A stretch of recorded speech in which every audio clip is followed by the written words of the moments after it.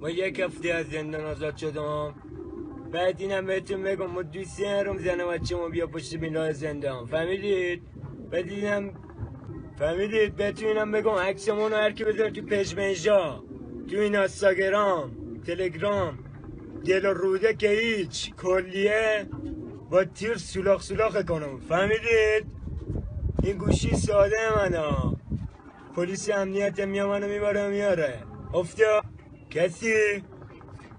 کسی با ما خورده برده چیزی داره میاد حلش میکنیم، فهمیدید؟ به من میگن آقا سیویل، جاهل کل استان مرکزی، کل شهر تهران، قزل، هر جا که بگید خارج. خداحافظ.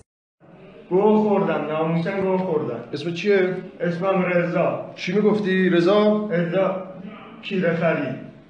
چیکار کردی؟ چرا کلیپ دادی؟ گوه خوردم دادم بیرون. ها؟ گوه خوردم. بالانتر. گوه خوردم. دیگه از این کارا؟